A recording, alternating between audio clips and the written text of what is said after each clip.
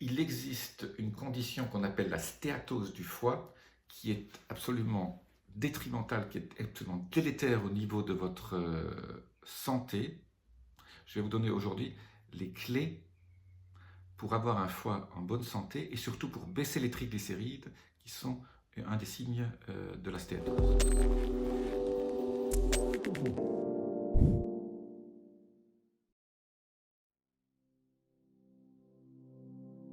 Je suis Jean-Marie Duternin, je suis expert en rajeunissement longévité et j'aide ma communauté à ajouter de la vie à leurs années et des années à leur vie.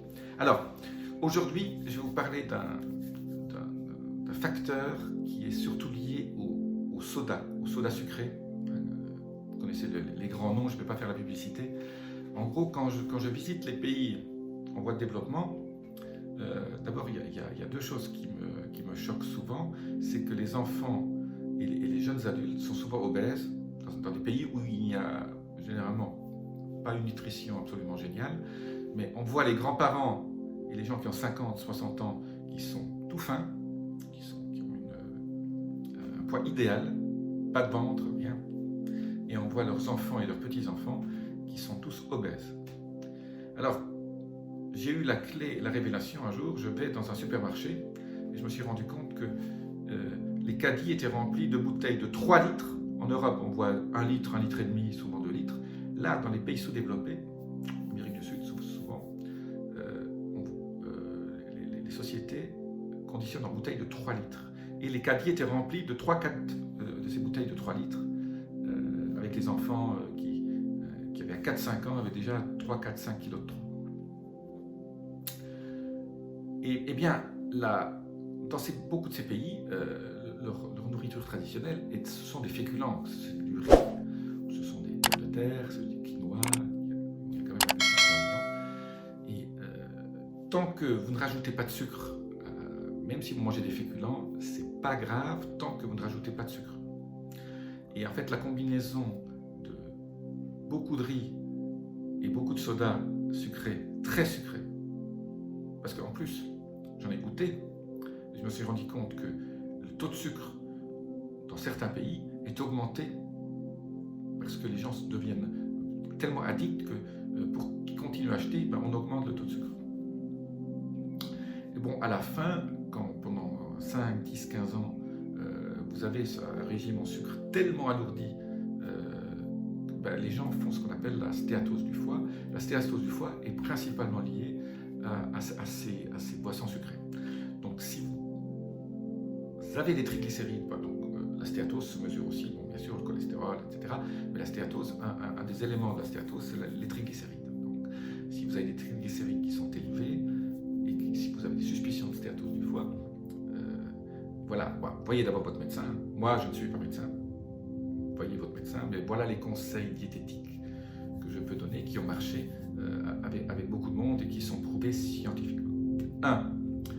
Il faut absolument complètement éliminer les sucres, totalement éliminer les sucres et baisser les féculents. Deuxième chose, baisser les féculents. Donc ce qu'on appelle un régime pauvre en hydrates de carbone. Donc tout ce qui est riz, pommes de terre, pain, etc. Patates et pâtes. Voilà. Donc, 1. On enlève tous les sucres. 2. On fait un régime pauvre en féculents. 3. On perd du poids. Là, ça, il faut revenir au poids idéal si vous voulez que votre foie fonctionne à nouveau normalement. Donc, il faut quand même faire du sport et manger correctement. Voilà. Si vous suivez déjà mes 2 premiers conseils, je dirais la troisième est presque un corollaire des 2 premières.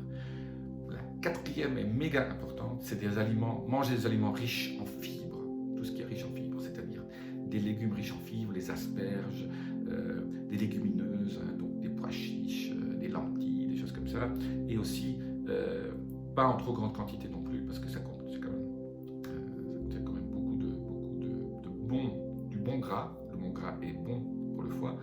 C'est tout ce qui est donc les noix de cajou, les amandes, noisettes, etc. Un tout petit peu. Je conseille toujours 30 grammes par jour, c'est 7 ou 8 amandes, 5 ou 6 petites noix, une dizaine de noisettes maximum. Voilà. les aliments riches en fibres vont enrichir le microbiote et donc tout ça va créer un nouveau système en vous qui va faire vous avoir tout ce qui est bon pour la santé et vous améliorer votre santé si vous êtes dans cette catégorie-là. Triglycérides élevés, faites ce régime déjà. Même au niveau médical, il n'existe pas beaucoup de médicaments qui puissent vous aider, donc généralement même les bons médecins conseillent ce genre de choses. Voilà, petite vidéo un peu particulière aujourd'hui, mais voilà, si vous avez des gens autour de vous, si vous-même vous avez été dans ce cas-là, ou si vous êtes toujours dans ce cas-là, voilà la façon de s'en sortir. Laissez-moi vos commentaires, appuyez sur les petits boutons que vous connaissez bien, faites-moi des likes, j'en ai besoin, parce que j'adore qu'on me like. Et si vous n'aimez pas non plus, mettez-le aussi, parce que comme ça je sais que je ne dois plus faire de vidéos sur ce genre de style. Je vous dis à très bientôt. Namasté.